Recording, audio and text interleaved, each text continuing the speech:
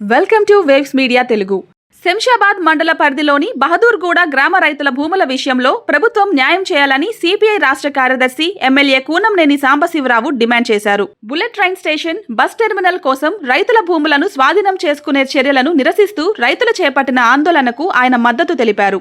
బహదూర్గూడలోని సుమారు 1400 ఎకరాల్లో 650 ఎకరాల భూమిని ప్రభుత్వం తీసుకునే ప్రయత్నం చేయటం అన్యాయమని ఆయన అన్నారు. భూముల విషయంలో రైతులు హైకోర్టు నుంచి స్టే తెచ్చుకున్న 9 నెలలుగా ప్రభుత్వం స్పందించలేదని విమర్శించారు. కోర్టు ఆదేశాలను గౌరవించాలని, రైతులకు న్యాయం చేయాలని డిమాండ్ చేశారు. ఈ కార్యక్రమంలో సిపిఐ నాయకులు, రైతు సంఘం ప్రతినిధులు మరియు గ్రామ రైతులు పాల్గొన్నారు.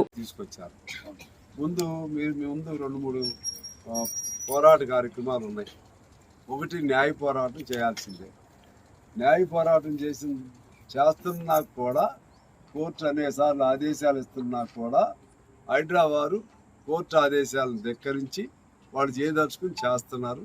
చేసి గవర్నమెంట్ మెప్పు కోసం ప్రయత్నం చేస్తున్నారు. హైదరాబాద్ మేము ఇంత ఆదాయం చేశాం, ఇన్ని వేల కోట్లు ఆదాయం చేశాం, ఇన్ని వేల ఎకరాలు స్వాధీనం చేసుకున్నాం అని చెప్తున్నారు. మరి స్వాధీనం చేసుకున్న భూమిని ఏం చేస్తున్నారు అనేది మాత్రం చెప్పట్లా. స్వాధీనం చేసుకున్న భూమి ఎవరి నుంచి స్వాధీనం చేసుకున్నారు?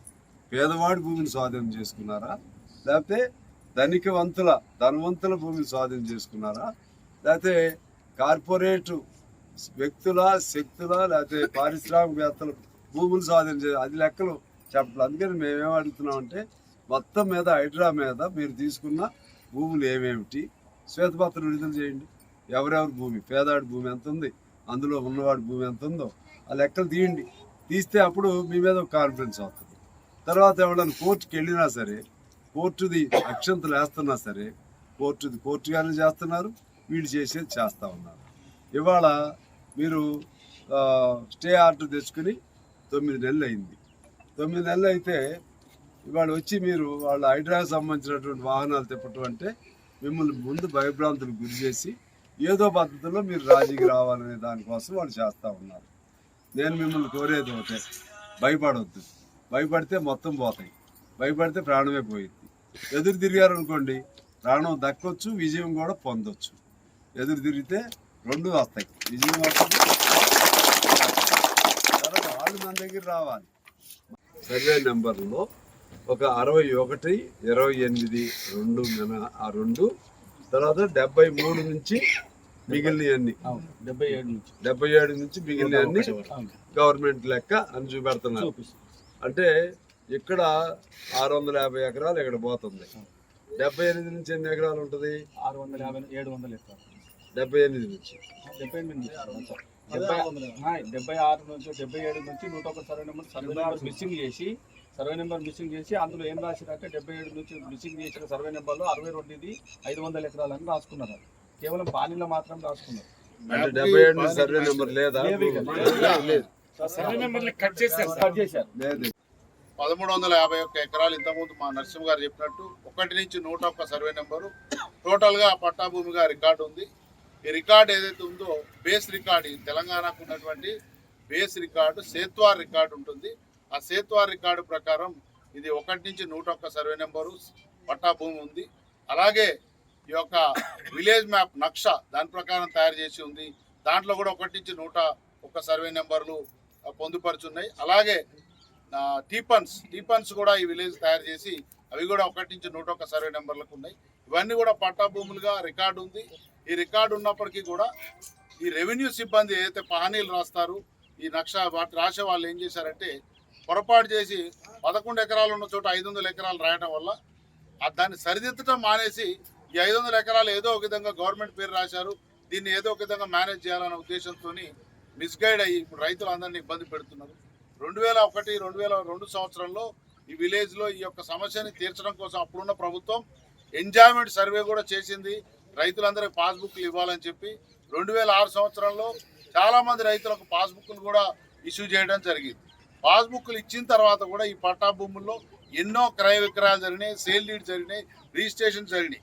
అయినా కానీ మళ్ళీ ఈ ధరని ఎంట్రీ చేసేటప్పుడు ఆ కంప్యూటర్ ఎంట్రీ చేసే దగ్గర మళ్ళీ 500 ఎకరాలు ఎలా చేయాలని పెండింగ్ పెట్టి ఆ పెండింగ్ని అలాగే కంటిన్యూ చేసి ఇప్పుడు చేస్తాం అప్పుడు చేస్తాం మధ్యలో కూడా మళ్ళీ సర్వే చేసి దాన్ని కూడా పెండింగ్ పెట్టి ఇప్పుడు ప్రాజెక్టు పేరుతో ఇప్పుడున్న ప్రభుత్వం ఈ యొక్క ఎక్కడో 500 ఎకరాలు కనపడుతుంది, దీన్ని ఎట్లయినా గుంజుకోవాలని ఆ 500 ఎకరాలు ఆ సర్వే నెంబర్లో లేకపోవడం వల్ల ఈ చుట్టుపక్కల సర్వే నెంబర్లని దాంట్లో బెర్జ్ చేయాలని ఎక్కడా లేని దేశంలో ఎక్కడా లేనటువంటి విధానాన్ని ఇక్కడ అవలంబించి ఈ రైతులందరి యొక్క భూమిని గుంజుకునే ప్రయత్నం జరుగుతుంది. కాబట్టి ఈ రైతులంతా కూడా ఈరోజు పోరాటం చేయాల్సిన పరిస్థితి వచ్చింది. అయితే కూడా గవర్నమెంట్ తీసేసుకుంటుందని చెప్పి రాస్తున్నందుకు ఎన్నిసార్లు కూడా మనం అధికారులు కలిసిన రెస్పాన్స్ ఇవ్వకపోతే మేమంతా కూడా కోర్టును ఆశ్రయించాల్సి వచ్చింది. ఇందులో 100 మంది రైతులు మనం హైకోర్టును ఆశ్రయిస్తే వారు దీని మీద స్టేటస్ కో ఆర్డర్ ఇచ్చారు. ఇప్పుడు 9 నెలలు అవుతుంది. ఈ 9 నెలల్లో ప్రభుత్వం ఎటువంటి కౌంటర్ కానీ రిప్లై కానీ అక్కడ హైకోర్టుకి ఇవ్వకుండా ఓన్లీ ఇక్కడ ప్రజలు చదువుకోని వాళ్ళు వీళ్ళంతా రైతులు వీళ్ళని భయపెడితే గుంజుకోవచ్చు అని ఎకరానికి 500 గజాలు 600 గజాలు ఇస్తామని ప్రపోజల్స్ పంపిస్తూ ఇక్కడ హైదరాబాద్లో తిప్పుడు పేపర్లలో లేనిపోని న్యూస్ అంతా రాసి వీళ్ళందరినీ భయభ్రాంతులకు గురి చేస్తున్నారు. కాబట్టి దీన్ని అడ్డుకోవడం ఒప్పించాలి. మిమ్మల్ని ఒప్పించకుండా హైడ్రా పేరుతో వాహనాలు ఇంకోటి పేరుతో మీరు ఒక్కడే లేరు. ఇక్కడ మీకు సపోర్ట్గా కమ్యూనిస్ట్ పార్టీ వచ్చింది. కమ్యూనిస్ట్ పార్టీ వచ్చిన తర్వాత కమ్యూనిస్ట్ పార్టీ అంటే అక్కడ ఎమ్మెల్యే లేరు అనుకోకండి. కమ్యూనిస్ట్ పార్టీకి కోట్ల మంది అభిమానులు ఈ రాష్ట్రంలో ఉన్నారు, దేశంలో కోట్ల మంది ఉన్నారు. పేదవాడి గొంతు ఎప్పుడు కూడా కమ్యూనిస్టే వినిపిస్తాడు. కమ్యూనిస్ట్ వినిపించే కాళోజీ చెప్తాడు, ఒక సిరా అక్షరం కొన్ని కోట్ల మెదళ్లకు పదునది. ఒక అక్షరం ఒక్క అక్షరం చాలు కొన్ని కోట్ల మందిని ప్రభావితం చేస్తుంది. ఎదురు చూసుకుంటానే ఉన్నాం. ఎదురు చూడకుండానే నేను వచ్చాను. ఎదురు చూసుకుంటా ఉన్నాం సార్. ఇప్పుడు దీనికి సంబంధించి మొత్తం 1350 ఎకరాలు ల్యాండ్. 1350 ఎకరాల్లో 102 సర్వే నెంబర్లు ఉంటాయి. 101 సర్వే నెంబర్లు. 101 సర్వే నెంబర్లలో ఇప్పుడు 28వ సర్వే నెంబర్ ఒకటి ఎడగొట్టి దాన్ని 150 ఎకరాలు గవర్నమెంట్కి పెడుతున్నారు.